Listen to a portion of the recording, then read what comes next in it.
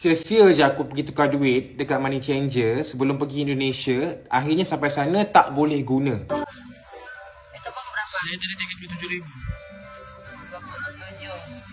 Uang apa nih? Ini uang apa ini? Kita orang Malaysia. Nggak bisa. Uang apa nak bikin bagaimana nanti?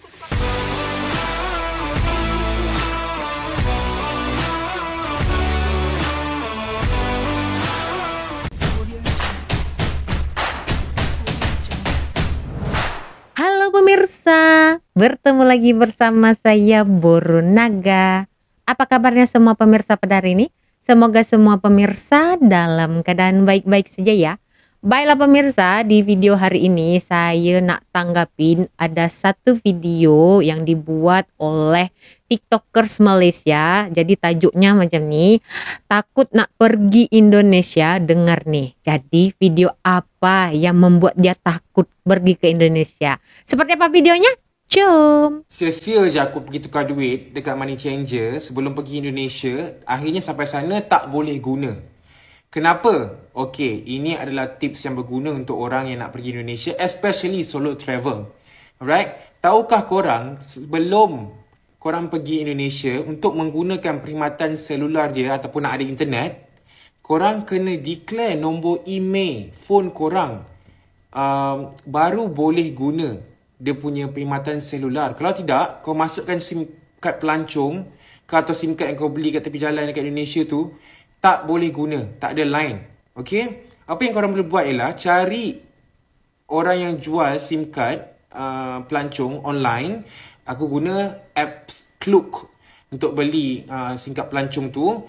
Dan bila dah beli, dia akan minta kau punya email number serta gambar pasport. Okay, bila kau dah bagi, dia akan proses dekat dia punya end.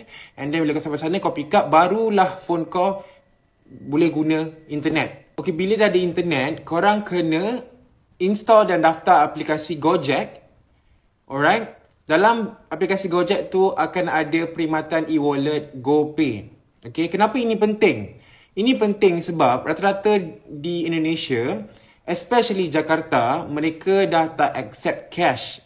Most of the place doesn't accept cash anymore. Sama juga macam kita banyak guna QR dah sekarang. Even makcik jual goreng pisang kat tepi jalan tu pun pakai QR juga. Sama juga. Tapi macam mana kita nak ada kemudahan itu? Okay, sekarang korang dah ada Gojek dan GoPay. Bawa cash korang yang korang pergi tukar dekat Money Changer tu, pergi ke Indomaret yang berdekatan, guna cash tu untuk top up masuk dalam GoPay wallet korang. Okay, so barulah boleh bayar makanan melalui QR atau di sana dia panggil QRish. Okay, inilah tips yang paling berguna yang kalau orang tak bagi tahu aku tak tahu. Lagi tips yang korang boleh guna sebagai solo traveller di Indonesia. Kalau korang nak tahu lagi atau any question, boleh shout dekat ruang komentar. Dan silalah subscribe. So maknanya Abeh ni belum lagi datang ke Indonesia masa dia buat video ni. Jadi untuk pengetahuan pemirsa yang nak datang ke Indonesia ya, ini saya cakap apa yang saya pahami ya. Untuk pendaftaran email itu adalah orang yang akan tinggal lama di Indonesia.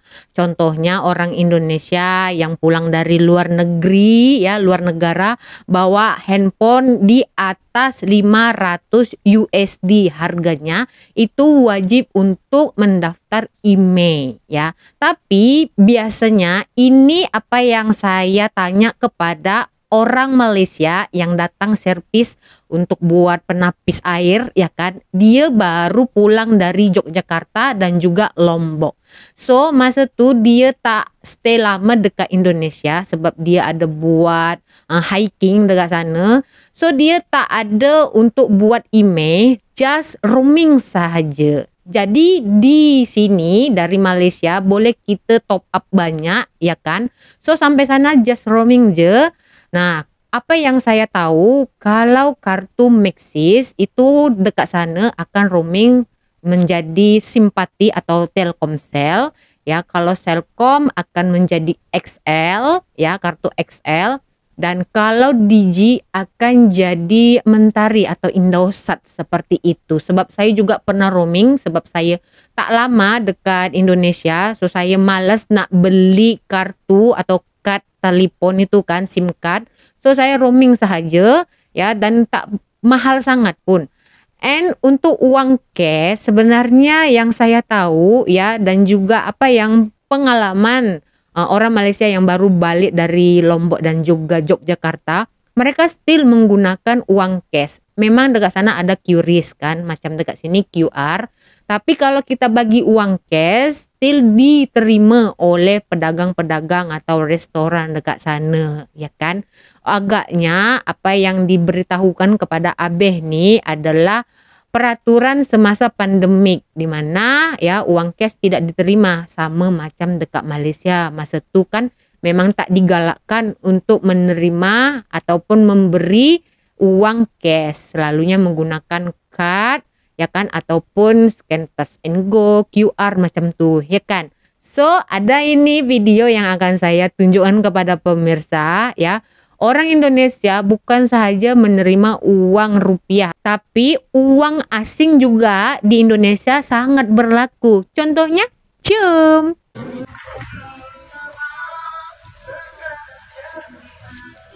33.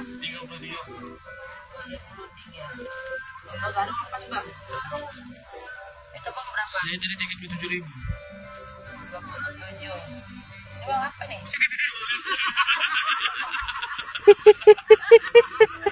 Nggak bisa. Bang apa ini? Malaysia. Banyak 20.000. Ini lagi banyak lah. Saya tak tahu ini berapa nih. Saja je kenakan pedagang tuh, kedai itu kan, bagi duit ringgit senilai 20 ringgit. Awalnya ya tukang kedai itu tanya, ini uang apa kan? Macam tak terima. Setelah dia tahu nilai duit 20 ringgit Malaysia itu lebih lagi dari harga yang kena dia bayar menggunakan rupiah, dia malah menerima uang ringgit itu daripada uang rupiah kan. Tapi ada sebagian tempat memang tidak menerima uang asing, sebab faktornya ya, ada di sebagian tempat itu tidak ada kedai untuk penukaran uang ya kan. Jadi macam saya dulu kan, saya kehabisan uang rupiah, jadi saya gunakan uang ringgit Malaysia, saya tukar dekat money changer. Dan ada sebagian tempat yang tidak ada kedai-kedai untuk penukaran uang seperti itu. Jadi tidak semua orang Indonesia menerima uang mata asing ya, uang asing selain rupiah. Tapi kalau masih membagi atau memberikan uang rupiah, mana-mana Indonesia itu menerima ya kan, walaupun ada QRIS atau segala macam atau GoPay macam tu. Tapi kalau kita membagi atau memberikan, membayar menggunakan uang cash atau rupiah, itu masih saja diterima. Lanjut ya, cium. 60, 70. Udah ini? Berapa ini? 76. 76. Masuk Allah, bisa. Ngucap. Ini uang apa ini? Malaysia. Kita orang Malaysia. Nggak bisa. Uang apa Nabi? Kita kemana nanti kutukarkan? Ya itu ayo. Jadi bingung kan? Aku tak tahu. Jadi Agaknya video yang terakhir ini ya, orang Medan ya, dari logatnya kita boleh paham logat dari mana ya kan. Sepertinya ya, opung ini, Namboru ini ya, maci ini tak tahu tempat untuk penukaran uang. Kalaulah dia tahu duit ringgit Malaysia itu lebih ganda lagi nilainya dari rupiah, pasti dia terima. Tetapi disebabkan faktor yang saya kata tadi, ada tempat yang tidak ada kedai untuk penukaran uang, so dia tolak lah kan. Jadi ini hanya hiburan saja ya, orang-orang Malaysia just nak kenakan, nak bergurau senda dengan peniaga-peniaga di Indonesia sana dengan memperkenalkan duit ringgit Malaysia kepada orang-orang di Indonesia sana. kod orang di Indonesia sana ada yang tak kenal, ada yang tak tahu duit ringgit Malaysia macam mana. So dengan cara macam inilah dia orang perkenalkan, betul tak? Jadi begitu saja ya pemirsa di video hari ini. Saran untuk pemirsa semua yang nak datang ke Indonesia, wajiblah pegang duit cash. Ya minimal 1 juta, 2 juta rupiah macam tu.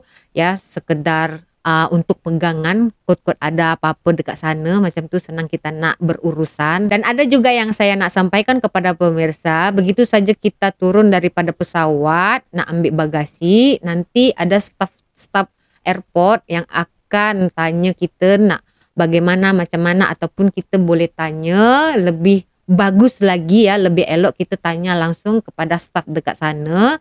Dan untuk pemirsa yang baru sampai ke airport di Indonesia, ini saya cakap di Medan ya. Kalau di Medan itu setahu saya ada wifi free di airportnya ya. So kita just buka saja, on saja wifi, nanti dekat situ langsung keluar wifi Kuala Namu Airport Medan. Jadi kita ikut saja step-stepnya seperti apa. Macam di Malaysia kan, kalau di KLIA dan juga KLIA 2 macam tu, setahu saya juga ada wifi free, tetapi jarang orang gunakan sebab dekat sini ya internet pakai data saja sudah laju seperti itu.